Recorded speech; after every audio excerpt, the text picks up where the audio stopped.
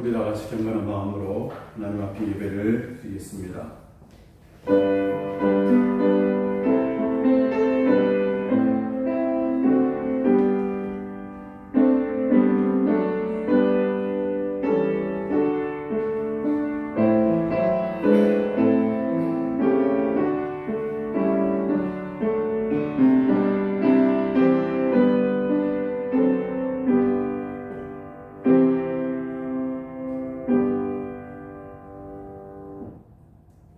그는 근본 하나님의 본체시나 하나님과 동등됨을 취할 것으로 여기지 아니하시고 오히려 자기를 비워 종의 형체를 가지사 사람들과 같이 계셨고 사람의 모양으로 나타나사 자기를 낮추시고 죽기까지 복종하셨으니 곧 십자가에 죽으심이라. 아멘. 하나님 아버지, 오늘 우리 가운데 함께 해주시고 은혜 주셔서 우리로 하여금 영과 진리로 예배드릴 수 있도록 인도해 주셔서 감사드립니다. 하나님의 아들 세상에 보내셔서 그분을 통해서 우리의 구원을 이루기 위해 십자가에서 희생당하신 그 주님의 은혜를 기억하며 다시 한번 우리가 이 시간 영과 진리로 예배하오니 우리 가운데 구원의 은총, 주님의 십자가의 사랑을 가득 채워 주시옵소서. 이 시간 말씀으로 역사하여 주시고 우리를 깨워 온전히 하나님의 사람으로 다시 영적인 힘을 얻고 세상 속에서 승리의 삶을 살 수 있도록 인도하여 주옵소서. 아버지 하나님, 이 시간 우리 마음 가운데 우리 영혼 가운데 함께하여 귀를 열어주시옵시고 온전히 하나님의 말씀을 성령의 능력으로 듣게 하여 주옵소서. 예수님의 이름으로 기원하옵나이다. 아멘. 찬송가 419장입니다.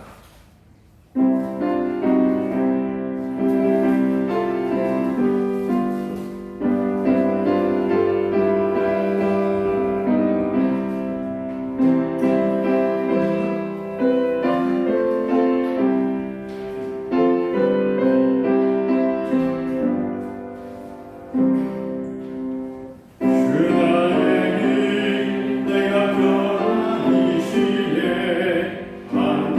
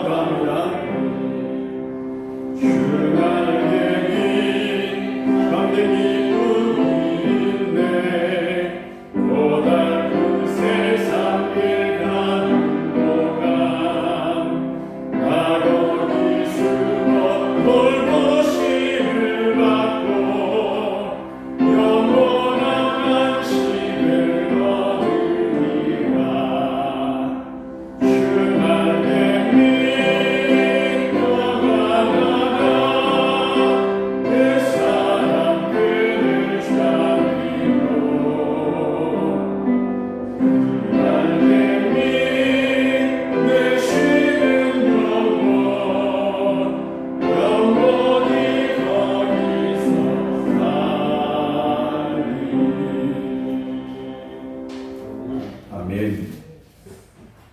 하나님 말씀은 스가랴 5장입니다. 스가랴 5장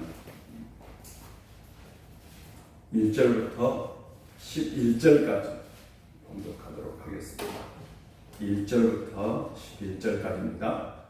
1절부터 11절까지 한 절씩 교독하도록 하겠습니다.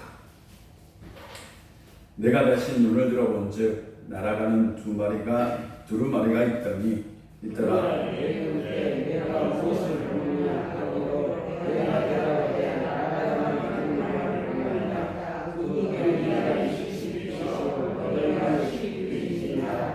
그가 내게 이르되 이는 온 땅 위에 내리는 저주라.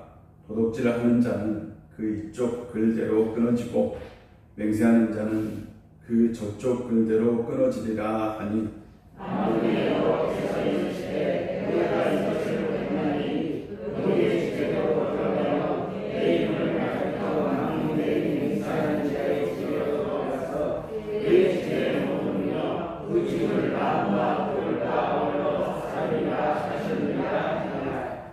내게 말하던 천사가 나와서 내게 이르되 너는 눈을 들어 나오는 이것이 무엇인가 보라 하니로 내가 내게 이것이 무엇인가 하니 그가 이르되 나오는 이것이 여호와이니라 하시고 또 이르되 온 땅에서 그의 모양이 드러난다.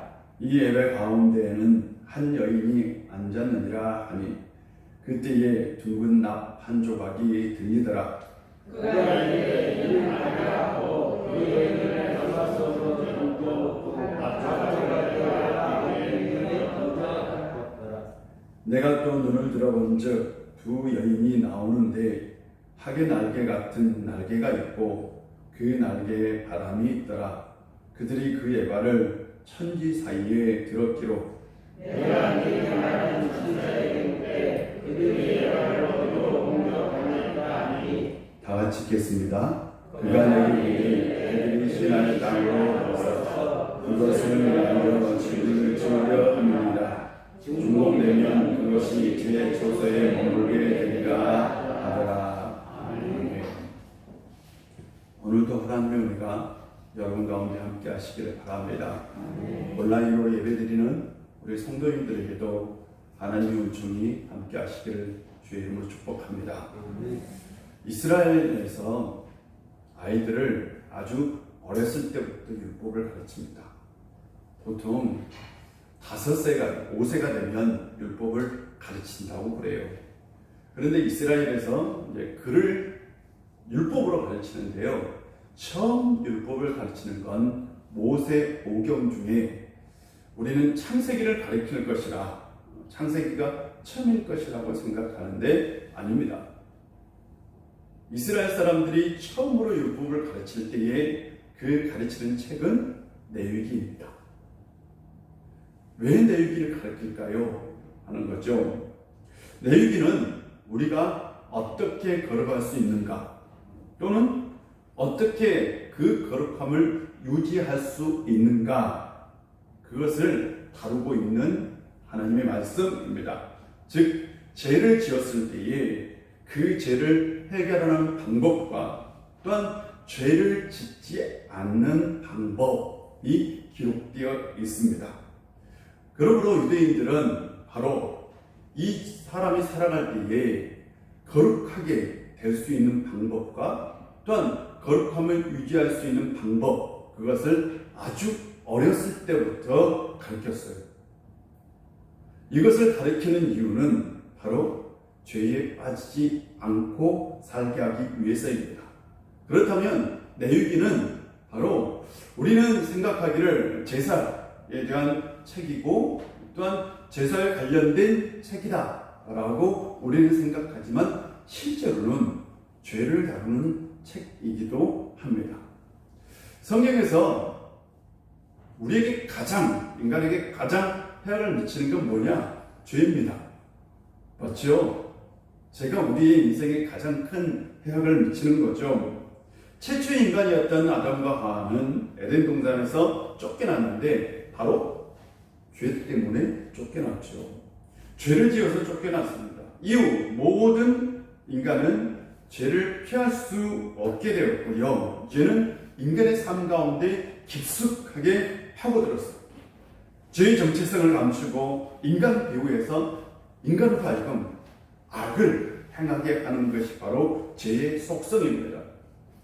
죄를 지은 인간은 그러므로 절대 하나님 앞에 설 수 없습니다. 왜냐하면 거룩하지 않기 때문입니다. 그래서 하나님께서는 제사 제도를 통해서 죄를 지은 인간이 거룩하게 되는 방법을 가르쳐 주었고 그 거룩함을 유지할 수 있도록 또한 그 제도를 만들어 주신 거죠. 지금도 마찬가지입니다. 죄는 인류의 삶 가운데 깊이 스며들어 있습니다. 정치, 경제, 사회, 문화, 교육 모든 영역에 실은 죄는 자기의 정체를 숨기고 숨어 있어요. 그래서 사람들의 그 삶을 파괴하고 선의 영역을 무너뜨리고 계속해서 악의 씨앗을 뿌리고 있습니다. 그러므로 우리는 어떻게 하면 우리가 죄를 짓지 않고 살 수 있는가를 생각해야 합니다.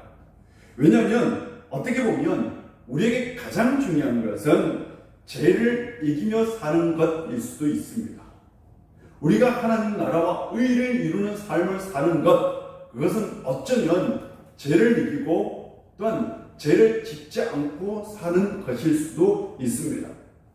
하나님 나라와 의를 구한다. 간단하죠. 죄 가운데 빠지지 않고 죄를 이기며 살아가면 됩니다. 그러면 우리는 하나님 나라와 의를 구할 수 있는 거죠. 실은 그리스도인들이 하나님 나라와 하나님의 의를 구한다, 하나님의 의를 이룬다 라는 건 반대적으로 말하면 죄를 짓지 않고 사는 거죠. 악하게 살지 않는 거죠. 이스라엘 백성들이 성전을 건축했어요. 왜 성전을 건축했을까요? 성전을 건축한 이유는 무엇이었을까요? 그들은 성전을 건축하면서 어떤 의미를 부여했을까요? 하는 거죠. 성전을 건축한다는 건 예배의 회복을 의미합니다. 예배의 회복을 의미한다고요. 그런데 이스라엘에서 예배의 회복은 제사의 회복입니다. 3장에 나오는 네 번째 환상, 여호수아가, 대제사장 여호수아가 더러운 옷을 입고 있었어요. 그래서 하나님께서 그에게 아름다운 옷을 입혀주고 그를 정결하게 했습니다. 이건 뭐냐? 다시 제사장의 그 권위가 회복될 것이다. 대제사장의 권위는 어디에서 오느냐? 제가 이렇게 말씀을 나눴어요. 속죄제. 속죄일에 제사장이 모든 백성의 죄를 다 속죄할 때에 그때의 제사장의 권위는 그곳에서 나온다 라고 얘기를 했습니다. 이스라엘 백성들, 그들이 가지고 있는 모든 죄를 담당하고 하나님 앞에 나아가 죄를 속죄할 때에, 그때에 바로 대제사장은 자신의 그 영적인 권위를 회복하는 겁니다. 그렇다면 이스라엘에서 죄사는 뭐냐? 죄사요. 지금으로 말하면 우리 예배의 핵심, 이스라엘 구약의 제사의 핵심은 바로 죄를 사하는 겁니다. 죄를 없애는 거예요. 번제, 속죄제, 속건제, 이 모든 제사는 바로 무엇과 연관되느냐? 바로 죄와 연관을 가지고 있습니다. 이스라엘 백성들은 죄를 지으면 반드시 뭘 드려야겠어요? 지금으로 말하면 예배를 드려야겠습니다. 제사를 드려야겠다고요. 아마 지금 시대에서 예배의 개념은 조금 다르지요. 근데 구약의 예배는 사람들이 죄를 지었어요. 내가 살다가 율법을 어겼어요. 그리고 죄를 지었어. 그러면 제사장이 나가야 돼요. 제가 죄를 지었습니까? 확인해야 됩니다. 그러면 제사장이 확인해줘요. 당신은 이런 죄다. 당신은 이런 죄를 지었기 때문에 당신은 하나님 앞에 속죄의 제사를 드리라 라고 얘기를 해줍니다. 그러면 그는 속죄의 제사를 드려야 합니다. 그러니까 구약의 예배는 뭐가 연관이 있어요? 죄와 연관이 있는 거예요. 죄를 지은 사람은 반드시 예배를 드려야 했습니다. 하나님의 백성은 반드시 거룩해야 합니다. 죄가 있어서는 안 돼요. 그래서 죄를 지으면 하나님 앞에 나가기 위해서, 하나님께 복을 받기 위해서 그 사람은 반드시 속죄의 제사를 드려야 했습니다. 하나님이 주신 말씀은 죄를 예방하는 기능을 하고, 하나님이 주신 제사는 죄를 해결하는 기능을 하였습니다. 그러므로 이스라엘 백성들에게 있어서 제사는 이 죄와 깊은 연관성을 가지고 있습니다. 그렇다면 성전을 건축했다. 그건 뭘 의미하고 있을까요? 그건 죄의 문제와 연관이 있다라는 것을 우리는 알 수 있습니다.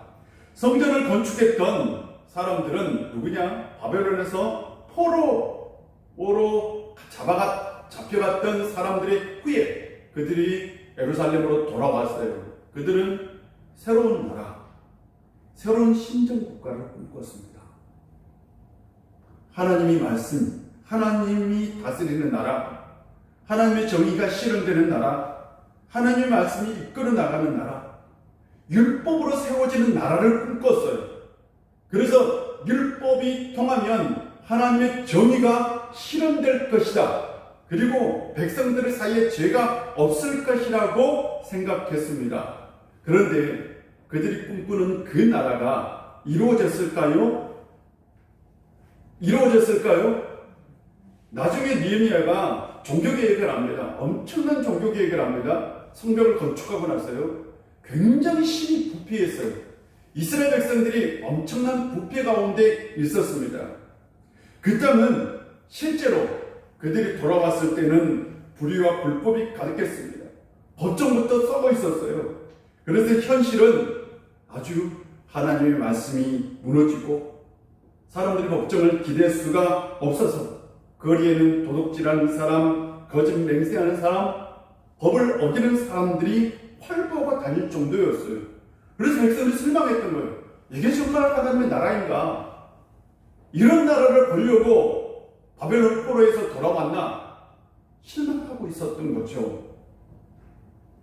바벨론, 페르시아 그 나라와 이스라엘에서 돌아온 그 나라는 별반 다를 게 없었어요. 똑같았어요. 백성들이 실망했죠. 왜? 뭐 때문에? 세상에 죄가 가득하고 악이 여전히 존재하고 있었기 때문입니다. 그래서 그들은 다시 한번 기대했던 거죠. 성전을 건축하면서 어떤 나라를? 악이 사라지는 나라를. 여러분 그런 거 기대하지 않아요? 죄가 없는 세상, 완벽하게 죄가 없을 수는 없습니다. 하나님의 정의가 이루어지는 나라. 아멘도 하지 않아요. 얼마나 좋아요. 잘 생각해 보세요. 하나님의 말씀이 끝나가는 나라. 그냥 이상이라고요. 이상이라고 생각하세요. 온라인으로 드린 여러분에게 물어보겠습니다. 여러분에게 이상이라고 생각하십니까? 과거에 비하면 지금 우리가 살고 있는 세상은 과거의 사람들에게 꿈과 같은 세상인 거 아세요? 100년 전 사람들에게 지금 이 시대는요, 유토피아입니다. 모르세요? 유토피아라고요. 그들이 꿈꾸는 세상이 실제로 이루어졌어요. 하나님의 나라가 이 땅 가운데 역사하고 복음이 뿌려지고 예수 그리스도가 전해지고 곳곳마다 교회가 세워져서 이 땅이 어떻게 됐어요? 인권이 살아나고 사람다운 세상이 되고 민주주의가 싹이 피고, 맞죠? 여러분에게 묻지 않겠어요. 온라인으로 드린 여러분에게 물어보겠습니다. 맞죠? 하나님 나라가 이루어진 거죠. 하나님의 정의가 실현되고 있는 거죠. 하나님의 정의가 이루어지는 나라, 하나님의 말씀이 이루어지는 나라, 얼마나 아름다운 나라입니까? 더욱더 이 나라는 하나님이 통치하는 나라, 하나님이 역사하는 나라 되어야 합니다. 우리는 그것을 꿈꿔 나가야 합니다. 이스라엘 백성들이 성전을 건축하면서 꿈꿨던 건 무엇인지 한번 상상해 보세요. 그 땅이 여전히 페르시아와 같은 나라였어요. 여전히 죄가 가득했어요. 여전히 그들 가운데 불의가 가득했습니다. 그들이 꿈꿨던 나라는 어떤 나라일까요? 율법이 통하는 나라입니다. 율법이 이끌어 나가는 나라입니다. 이 땅 가운데 죄가 사라지는 나라입니다. 그 나라를 꿈꿨던 거죠. 그러면서 성전을 건축하고 있었던 겁니다. 그때요, 스가랴가 환상을 봅니다. 그 환상이 바로 6번째 환상과 7번째 환상이죠. 6번째 환상은 두루마리 환상이라고 얘기합니다. 스가랴가 눈을 들어 이렇게 보니까 두루마리, 뭔지 알겠어요? 두루마리? 이렇게 그냥 말 그대로 두루마리, 두루마리예요. 성경은 여러분 여러 책이잖아요. 옛날 고대 성경은 두루마리로 되어 있어요. 그 두루마리가 보통 12m에서 13m 길이였어요. 근데 폭은 짧아요. 폭은 많아야 30cm에서 50cm였어요. 폭은. 근데 길이는 굉장히 길었습니다. 그리고 여러분 시편을 보면 1권, 2권, 3권, 4권, 5권 이렇게 되어 있죠. 이사야도 제1 이사야, 제2 이사야, 제3 이사야 이렇게 되어 있죠. 이게 두루마리 권이에요. 한 권에 다 들어갈 수 없어요, 시편을. 그래서 1권 나누고 2권 나누고 3권 나누고 4권 나누고 이 양피치 하나에 11m에서 13m짜리에다가 크게다가 깨끗이 기록해서 성경 한 권을 다 기록한 거예요. 모르셨구나요. 예. 그런 두루마리, 성경을 기록했던 그 두루마리. 근데 이 스가랴가 본 두루마리는 길이는 20m. 근데 폭이 몇 미터냐? 폭이 무지 커요. 10m. 폭이 그러니까 이렇게 다 펼치면 볼 수 없는 엄청나게 큰 두루마리. 그 당시 어떤 두루마리보다 더 크고 엄청난 규모의 두루마리. 이 두루마리가 의미하는 건 하나님의 말씀입니다. 하나님의 말씀이라고요. 근데 이 말씀이 어떤 말씀이냐? 이 말씀은 좀 특별해요. 오늘 본문에 보니까 이 말씀은 저주의 말씀, 다른 말로 표현하면 심판의 말씀이다 라고 얘기하고 있습니다. 이것은 온 땅에 두루 돌아다니는 저주다. 저주의 말씀이다 라는 얘기죠. 근데 그 한쪽에는 어떤 말씀이 기록됐느냐? 한쪽 끝에는 도둑질하는 사람, 그 모든 사람이 다 심판을 받을 것이고, 또 한쪽 끝에는 어떤 말씀이 기록됐느냐? 거짓 맹세하는 사람, 그렇죠? 거짓 맹세하는 사람, 그 맹세하는 사람이 다 어떻게 심판을 받아 없어질 것이다 라는 말씀이 기록되어 있습니다. 그런데 우리가 상상해 보기를, 왜 도둑질하는 사람, 왜 거짓 맹세하는 사람일까요? 신기하지 않습니까? 굉장히 보면 도둑질을 하는 게 평범한 건가? 그렇잖아요. 살인죄보다는 약한 거죠. 부모를 공경하는 것, 그것을 공경하지 않는 것보다는 더 약한 거잖아요. 내 부모를 공경하라, 살인하지 말라, 도둑질 하지 말라 이렇게 되어 있는데 왜 도둑질일까? 그리고 또 거짓 맹세는요. 아니, 나 외에 다른 신을 섬기지 말라. 이게 첫 번째 계명이잖아요. 근데 왜 세 번째 계명입니다? 거짓 맹세는 세 번째 계명입니다. 왜 세 번째 계명일까요? 그런데 모세가 받았던 십계명은 두 개의 돌판으로 되어 있죠. 첫 번째 돌판은 1계명부터 4계명이 기록되어 있고, 두 번째 돌판은 5계명부터 10계명까지 기록되어 있습니다. 근데 이 돌판은 어디에 있느냐? 지성소 안에 있는 법궤 있죠? 법궤 안에 들어있었어요. 이 두 돌판의 한 가운데 1계명부터 4계명, 5계명부터 10계명, 1계명부터 4계명 중심에 있는 게 세 번째 계명. 맞죠? 6계명부터 10계명 중간에 있는 게 8계명. 맞죠? 고개라도 끄덕여 주세요. 예, 온라인으로 들으신 분들 고개라도 끄덕여 주세요. 맞죠? 예, 이건 뭐냐? 두 돌판의 말씀에 중심이 되는 말씀이 기록되어 있는 거예요. 그 중심을 어기는 사람들, 그 사람들은 실제로는 십계명 모두를 다 어기는 사람을 상징합니다. 십계명을 어긴다, 하나님 주신 율법을 어겼다, 이건 이스라엘에서 가장 큰 죄입니다. 아니, 율법을 어긴 죄가 이스라엘에서는 가장 큰 죄예요. 물론 모든 죄가 율법 안에 다 들어있지만 말씀을 어긴 죄는 하나님께서 절대로 용서하지 않는 죄입니다. 이 십계명의 말씀을 어기는 사람들, 그 사람들에게 반드시 죄가 있는 거죠. 바로 이 죄를 짓는 사람을 하나님께서는 심판하겠다라는 거죠. 그런데요, 신기한 것은 하나님의 직접적 심판입니다.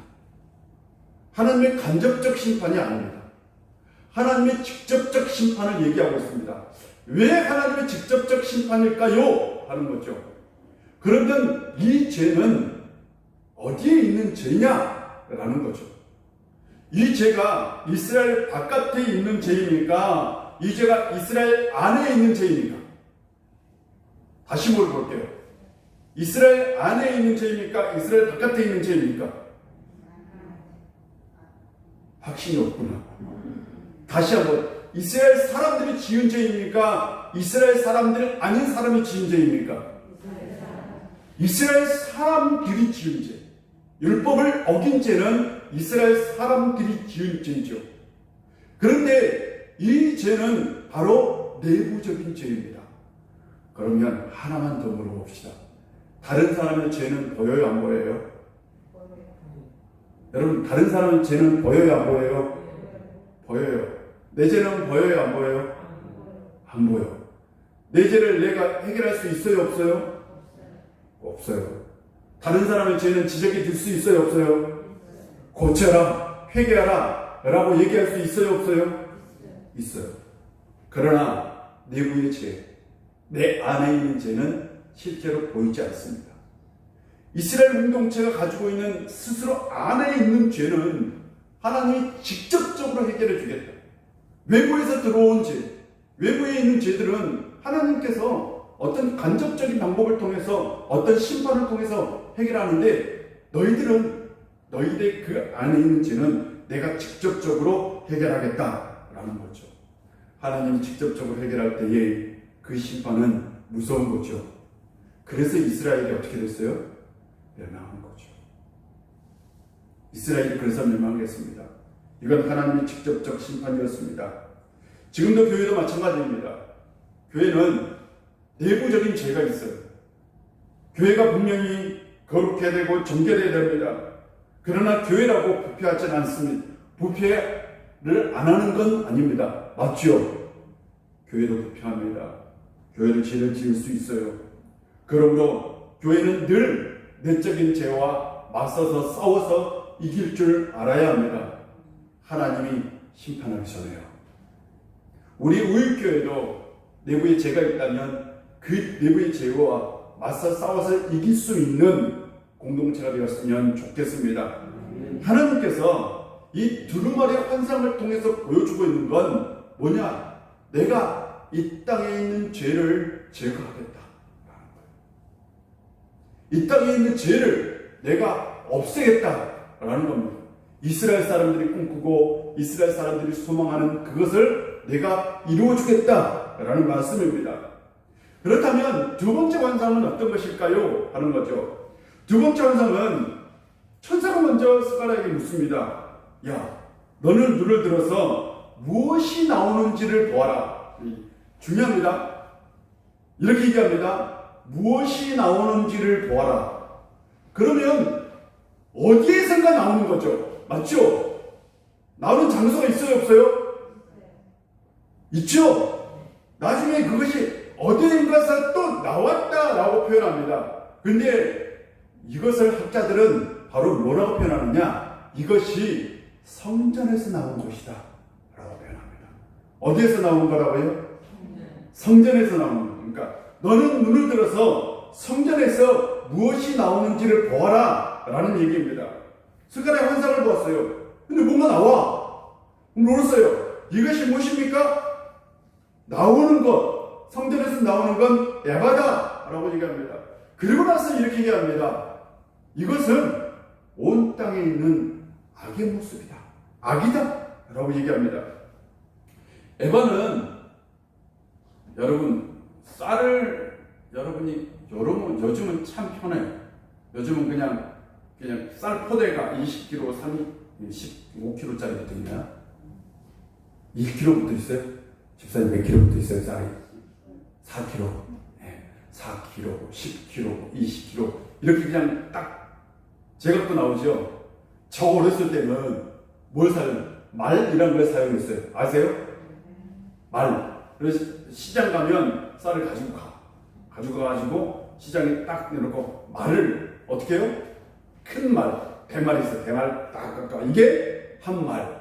또 조그마한 이걸 뭐라 대라고 하나? 대도 참 이게 한 대. 이렇게 이게 그러니까 곡식을 측량하는 도구인 거죠. 에바가 그거예요. 우리로 생각하면 그냥 말이나 또는 대 이런 걸 생각하면 돼요. 근데 용량이 커. 얼마나 크냐? 약 36리터 정도 들어가는 게 에바예요. 36리터면 우리로 말하면 장독대 쯤돼요. 그렇게 항아리로 생겼어요. 에바가. 근데 이건 이렇게 곡식을 측량하는 거예요. 근데 환상 가운데 에바가 나와. 근데 에바에 뚜껑이 있어요. 뚜껑은 나무로 되어 있어요. 근데 그 뚜껑이 이렇게 보니까 들렸는데 그 안에 뭐가 있어요? 한 여인이 이렇게 한 여인이 어떤 상이 있는 거예요. 상이 이렇게 있어요. 그래서 천사가 이게 바로 악이다. 이건 악이다 라고 얘기합니다. 그러면서 천사가 그 뚜껑을 닫아요. 천사가 닫으면서 닫을 때에 두 여인이 나옵니다. 맞죠? 두 여인이 하계 날개를 가졌네. 하계 날개는 하계 날개는 엄청 크잖아요. 상징이죠. 하계 날개. 이 두 여인이 하계 날개를 가지고 이 두 여인이 에바를 들고 어디로 가요? 하늘로 날아가. 그래서 스가랴가 물어요. 아니 지금 에바를 가지고 어디로 갑니까? 라고 물어. 그러니까 천사가 뭐라고 해요? 신할 땅으로 간다. 신할 땅에 그곳에 원래 있던 그 자리에 집을 줘서 그곳에 들려간다 라고 얘기합니다. 이게 뭘 얘기를 할 거예요 지금? 에바 환상 얘기는 뭘 얘기하고 있어요? 모르겠어요. 에바가 어디서 나왔어요? 성전에서 나왔다고 되어 있죠. 하나만 더 힌트를 줄게요. 이 두 여인도 성전에서 나왔습니다. 이 두 여인은 성경학자들은 이렇게 얘기합니다. 이 지성소 안에 법궤가 있었어요. 그리고 법궤 양쪽에 그룹이 있었어요. 날개를 가진 그룹이 있었어요. 날개가 가진 그룹이 이렇게 상을 하고 지키고 있었어요. 이렇게. 두 여인이 바로 이 지성소 안에 있는 그룹 천사일 것이다 라고 얘기합니다. 그러니까 성전에서 나온 악을 어떻게 해요? 신할 땅은 어디일까요? 성경에서 신할 땅은 바벨탑을 세웠던 곳이 바로 신할 땅입니다. 신할 땅은 바벨론에 있고요. 이 신할 땅은 우상 숭배의 중심지입니다. 우상 숭배의 중심지. 모든 그러니까 특별히 우상은 바로 그곳에서 나왔다 라고 얘기를 합니다.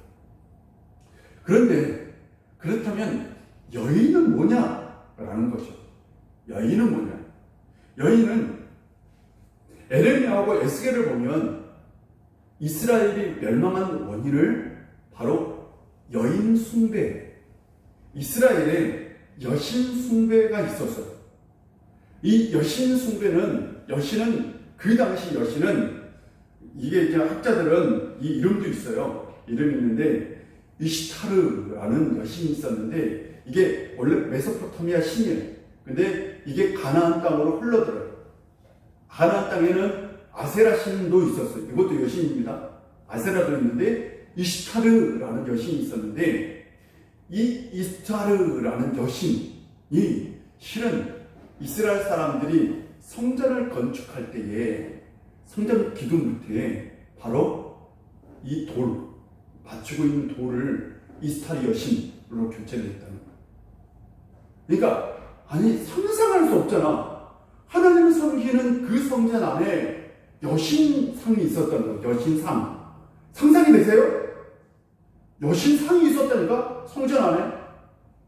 그래서 예레미야가 그걸 지적하고 에스겔도 그걸 지적해서 이스라엘이 그것 때문에 멸망한다. 물론 이스라엘이 온갖 잡신을 나중에 다 섬깁니다. 우상 숭배하죠. 가나안 안에 있는 모든 우상을 다 섬기잖아요. 근데 여신상도 있어요. 근데 여신은 어떤 신이냐? 풍요의 신이고요, 사랑의 신이고요, 그 다음에 우리가 좋아하는 재물의 신입니다. 풍요의 신이야, 풍요의 신. 이 이스타르라는 여신이 담무스라는 남편이 있어요. 담무스 남편이 있어요. 근데 담무스가 지하세계로 들어가요. 이게 고대 신화입니다. 지하세계로 들어가요. 그래서 이 여인이 담무스를 구하러 갑니다. 그래서 6개월 동안 이 세상에 이 여인이 없어요. 그래서 담무스를 구해서 데리고 와요. 그래서 6개월 동안 이 여인이 담무스와 사랑을 나눠요. 그래서 이스라엘은 우기와 건기가 있죠. 있어요, 없어요? 고대는 다 우기와 건기가 있죠. 건기는 어떤 걸까요? 담무스와 이스타레가 없는 때예요. 그러면 우기는 그 신이 지배하고 있을 때예요. 그 신들이 우기 때 풍요를 준다는 거예요. 이걸 믿었어. 그리고 이걸 아니 하나님을 믿는 사람들이 이걸 가지고 온 거예요. 그래서 성전 기둥에다가 다 그걸 갖다 놓은 거예요. 그래서 에스겔과 예레미야는 이것 때문에 이스라엘이 멸망한다 라고 얘기합니다. 근데 하나님께서 바로 이 우상을 제거하겠다라는 얘기합니다. 이 우상은 뭐냐? 악의 근원입니다. 악의 근원이라고. 다시 말씀드립니다. 날아다니는 두루마리는 죄입니다. 죄를 없애겠다는 거고, 에바 속에 있는 여인은 악입니다. 죄와 악. 그렇죠? 죄는 어디서 나오는 거예요? 악이잖아요. 악이 모든 죄의 근원이잖아요. 그래서 죄를 하나님께서는 뿌리채 뽑고, 그 다음에 나중에 너희 속에 있는 그 악, 그렇잖아요. 너희 속에 있는 그 우상숭배의 악을 내가 완전히 제거해서 이 땅에 진정 하나님이 원하는 나라로 만들어 주겠다. 너희들 꿈꾸는 나라, 그 나라를 되게 하겠다 라는 거예요. 이스라엘 백성들이 성전을 건축할 때에 아니 그냥 성전 건축하기 싶어서 건축해요? 여러분, 이스라엘 백성들이 성전을 건축할 때에는 꿈이 있었어요. 어떤 꿈요? 죄가 없는 세상이죠. 악이 살아날 수 있는 세상이죠. 성전을 건축하면 제사를 통해서 이스라엘 백성들이 죄의 문제를 해결하고 이제는 제사장 앞에 나아가서 그들이 어떻게 하면 정결하게 살 수 있는가를 알 수 있는 방법을 찾게 되는 거죠. 제사장의 기능 회복은 제사장의 기능 회복이고 제사장의 기능 회복은 바로 정결하고 거룩할 수 있는 방법을 찾는 길이죠. 이것이 곧 이스라엘 백성들이 살 길입니다. 그래서 이스라엘 백성들은 성전 건축에 대한 꿈을 가지고 있었던 겁니다. 이 꿈은 바로 죄와 깊은 연관성이 있다는 사실입니다. 우리는 이걸 기억해야 합니다. 오늘날에도 사람들은 신에 빠져 살아가요. 오늘날에 사람들이 빠져 사는 신. 우리나라 드라마만 그러는 건지 외국 드라마로 그러는 건지 꼭 두 개가 있죠. 사랑과 물질이 있는 거죠. 그렇지 않습니까? 이 세상 사람들이 빠져있는 신은 풍요의 신입니다. 실은 이 세상 사람들은 풍요를 주는 모든 것을 다 좋아합니다. 그것이 죄할지라, 그것이 불의할지라. 그래서 풍요 자체가 뭐가 되었어요? 신이 되었잖아요. 이 세상 사람들은 음란, 사랑 이런 것에 빠져 있잖아요. 이것이 이 세상에 있는 악이고 죄입니다. 예수 그리스도의 그 은혜가 저는 이 세상을 다시 정할 것이라 확신합니다. 예수 그리스도의 십자가의 보혈, 예수 그리스도의 복음이 이 세상에 있는 악을 제거하고 이 세상에 있는 죄를 정리해서 언제 이 세상이 하나님 나라와 하나님 의가 이루어지는 세상이 되기를 우리 꿈꿔봅시다. 기독교인들이 그렇게 살기를 주의 이름으로 축복합니다. 기도하겠습니다. 아버지 하나님, 오늘도 우리 가운데 함께 해주시고 은혜 주셔서 감사드립니다. 우리는 스가랴가 보았던 두 가지 환상을 통해서 이 땅 가운데 죄와 악을 제거하시는 하나님의 모습을 보았습니다. 아버지 하나님, 이 땅에는 아직도 악이 넘쳐나고 죄가 가능합니다. 이 죄와 악이 가득한 세상에서 살아가는 우리 그리스도인들 늘 예수 그리스도의 복음으로 승리할 수 있도록 도와주시옵시고 하나님의 능력으로 이 땅 가운데 하나님 나라와 하나님의 의가 이루어지게 하여 주옵소서. 예수님의 이름으로 기도합니다. 아멘. 찬송가 420장입니다.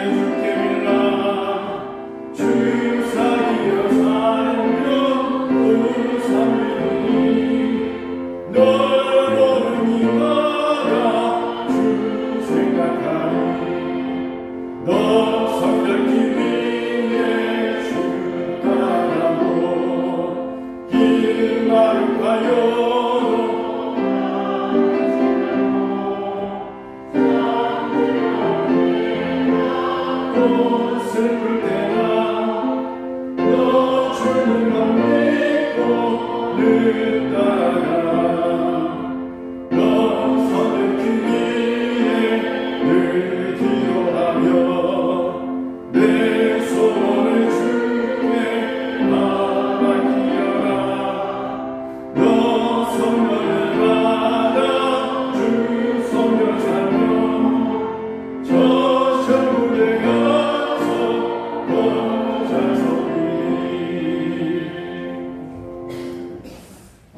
기도합니다. 하늘에 계신 우리 아버지, 아버지의 이름을 거룩하게 하시며 아버지의 나라가 오게 하시며 아버지의 뜻이 하늘에서와 같이 땅에서도 이루어지게 하소서. 오늘 우리에게 일용할 양식을 주시고 우리가 우리에게 잘못한 사람을 용서해 준 것 같이 우리 죄를 용서하여 주시고 우리를 시험에 빠지지 않게 하시고 악에서 구하소서. 나라와 권능과 영광이 영원히 아버지의 것입니다.